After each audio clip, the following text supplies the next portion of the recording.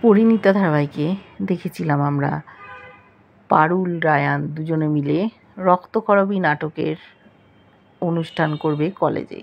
সাথে আছে ওদের বন্ধুবান্ধব সবাই। খুব চেষ্টা করছে যাতে অনুষ্ঠানটা সুন্দরভাবে উপস্থাপন করতে পারে। পারুল রায়ানকে বলেছে, তুই বাড়িতে চলে যা, তুই বিশ্রাম নে, আমি এদিকে মঞ্চটা সাজিয়ে নিচ্ছি। ওর যে ভালোবাসার লোকজন অর্থাৎ রায়ানের, তারা ওখানে কেউ থাকলো না, চলে গেল। পারুলের বন্ধুবান্ধব সকলকে নিয়ে ওখানে থাকলো। মঞ্চটা সাজিয়ে তুলতে হবে। রায়ানকে বলেছে, দেখলি তো তোর বন্ধুবান্ধব কেমন, যখন কাজের দরকার তখন ওরা এখান থেকে চলে গেল, আর আমার বন্ধুরা দেখ, তারা আমার এক কথায় এখানে রয়ে গেল। পারুল নির্দেশ দিচ্ছে ওর বন্ধুবান্ধব সকলে মিলে মঞ্চটাকে সাজাচ্ছে, সকালের মধ্যেই রেডি করতে হবে। হঠাৎ ওর কাঁধে একটা কেউ হাত দিয়েছে, দেখছে যে তুর্যকে দেখে অবাক, বলছে, তুর্য তুমি এসছো? জানো এখানে আমাদের রক্তকরবী নাটকটা মঞ্চস্থ হবে? বললো, হ্যাঁ সব জানি। আর তুমি নন্দিনীর পাঠ করছো? বললো, সবটাই তো রায়ান পরিচালনা করছে। রায়ানের নাম শুনেও খেপে গেছে। মনে মনে ভেবেছিল বসু পরিবারের এখন আর ক্ষতি করবে না, কিন্তু পারুলের সাথে রায়ানের সম্পর্কটাও মেনে নিতে পারে না। ওর আর পারুলের মাঝে রায়ানকেও মানবে না। তাই আজ রক্তকরবী সেটেই রায়ানকেও শেষ করে দেবে, রক্তগঙ্গা বইয়ে দেবে। তখন পারুল আস্তে আস্তে ওর দিকেই ঝুঁকবে, এটাই ওর প্ল্যান। খুব সুন্দর করে সাজিয়েছে। সকাল হয়ে গেছে, ডিন স্যার এসছেন, বলছেন, এত সুন্দর মঞ্চ কারা করলো?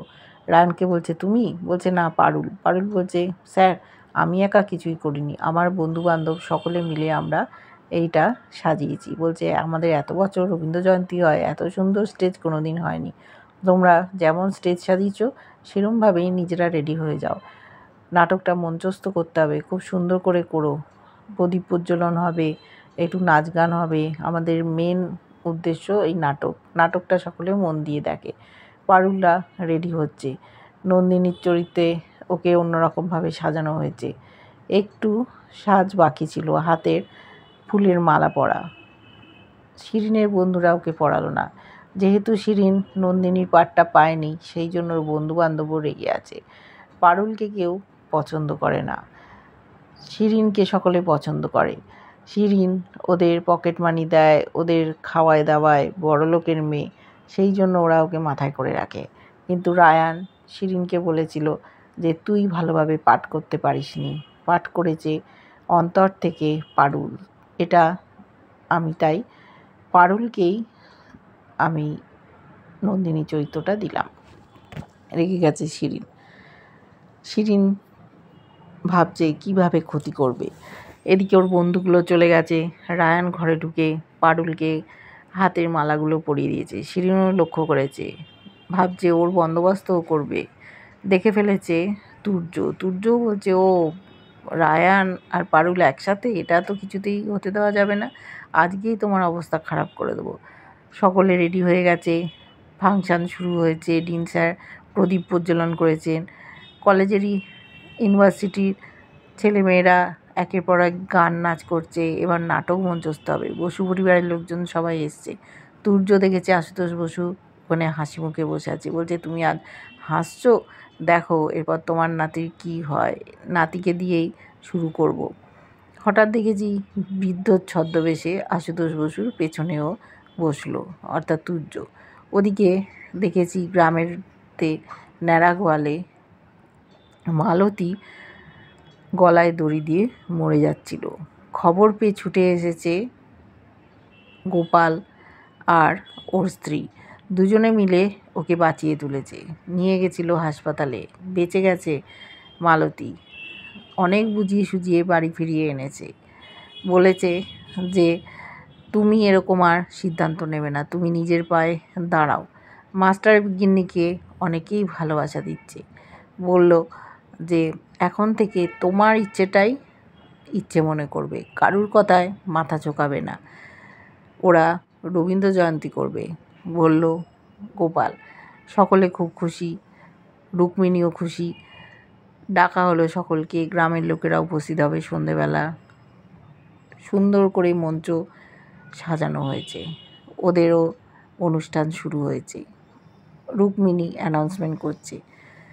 মালতীকে দেখেছে গান গাওয়ার জন্য। মালতী প্রথমে আসতে চায়নি। রুক্মিণী বলেছে যে তুমি গলা ছেড়ে গান করো, নিজেকে তুমি আনন্দে রাখো। অনেক বুঝিয়েছে, তাই ওর রুক্মিণী বৌদির কথা শুনছে। গান করেছে খুব সুন্দরভাবে। গ্রামের মানুষরাও খুব খুশি। এদিকে রক্তকরবী নাটক শুরু হয়ে গেছে। পারুল আর অর্কপল শুরু করেছে। রবি ঠাকুরের নৃত্যনাট্য খুবই সুন্দরভাবে উপস্থাপন করছে। আড়ালে দাঁড়িয়ে আছে রায়ান। পারুলের অভিনয় দেখে মুগ্ধ। পরিবারের লোকজনও দেখছে, ওদেরই বাড়ির ছেলেমেয়েরা দুর্দান্ত পারফর্ম করছে। ওখানে মল্লারও পারফর্ম করেছে। রায়ানের বাবা তার বাবাকে বলছে, দেখেছো বাবা, শুধু টাকা পয়সা নয়, এসবগুলো আমাদের জীবনে দরকার। কি সুন্দর সব অভিনয় করছে। বলছে দেখো, এটা এক আধ দিনের জন্য ভালো, কিন্তু রুজি রোজগারের জন্য মোটেই ভালো না। কারণ রায়ান চায় ও থিয়েটারের পরিচালনা করুক, কিন্তু চায় না দাদু অন্য কিছু করুক।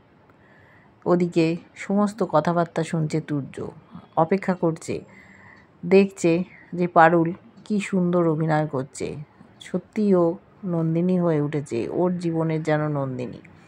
কি করে রায়ানকে মারবে? রায়ান স্টেজের আড়ালেই আছে। সমস্ত নাটকগুলো দেখছে, মুগ্ধ হয়ে যাচ্ছে পারুলের অভিনয় দেখে। পারুলকেও সাহস জুগিয়েছিল যে তুই ঠিক পারবি, তোকে আমি এত করে শিখিয়েছি, নিশ্চয়ই তুই মুখ ডোবাবি না। ঘামছিল ওর হাত। বলেছে একদম ভয় পাবি না। আর পারুলও মুগ্ধ দৃষ্টিতে তাকিয়েছিল রায়ানের দিকে। রায়ান সুন্দর করে ওদেরকে বুঝিয়ে দিয়েছে কেমন করতে হবে না করতে হবে। ওদিকে শিরিন রেগে অস্থির। ও সহ্য করতে পারছে না পারুলকে। রায়ান পারুলকে দেখছে, মুগ্ধ হয়ে তাকিয়ে আছে। বলছে দাঁড়া, তোর অভিনয় আমি বার করছি, তুই এদিক দিয়েই তো আসবি। হাতে কাঁচের টুকরো ছিল, ছুঁড়ে কাঁচের টুকরোগুলো মঞ্চে ফেলে দিল। বলছে দেখ না, তুই পরের সিনটা কী করে করিস, পা কেটে রক্ত বেরোবে, দেখতে পাবি তখন। রায়ান মুগ্ধ হয়ে তাকিয়ে আছে দেখে সেটাও সহ্য করতে পারছে না। ওদের মাঝে কিছুতেই পারুল আসতে পারে না। কেন পারুল আসবে? আর ওর কাছ থেকে নন্দিনী চরিত্রটা ছিনিয়ে নিল, এটা ও কিছুতেই মানতে পারেনি। হঠাৎ দেখেছি রায়ান দেখতে পেয়েছে কাঁচের টুকরোগুলো শিরিন ছুঁড়ে দিয়েছে। শিরিনের কাছে এসছে, ও যে এটা ঠিক কাজ করেনি ওকে বুঝিয়ে দিয়েছে। এদিকে অপেক্ষা করছে তুর্য, কখন রায়ানের ওপর অ্যাটাক করবে, কিভাবে মারবে। ও কি জানতে পারবে যে রায়ান আর পারুল স্বামী স্ত্রী? রায়ান পারুল নিজেরাই একে অপরের প্রতি আকৃষ্ট হয়ে যাচ্ছে, ওরা বুঝতে পারছে না। বন্ধু হিসেবে মেলামেশা করে, ঝগড়া ঝামেলা করে ঠিকই, কিন্তু কখন যে বিভিন্ন কাজের মাধ্যমে একে অপরের কাছে চলে আসছে সেটা বুঝতে পারছে না। রায়ান যতই শিরিনের কাছে যাক না কেন, পারুলকে ও মন থেকে সরিয়ে দিতে পারে না। আমরা এবার দেখছি খুব সুন্দরভাবে প্রত্যেকটা কলেজের ছাত্রছাত্রী নাটকটাকে উপস্থাপনা করছে। জমে উঠেছে মঞ্চ, দেখছে দর্শকরা। অসাধারণ অভিনয় দেখে মুগ্ধ সকলে। এরপরে দেখব পরের ঘটনাগুলো কী হয়। কেমন লাগছে ধারাবাহিকটা অবশ্যই জানিও। ভালো লাগলে লাইক কমেন্ট সাবস্ক্রাইব করো। যারা ফেসবুক পেজ থেকে দেখছো ফলো করে সাথে থেকো।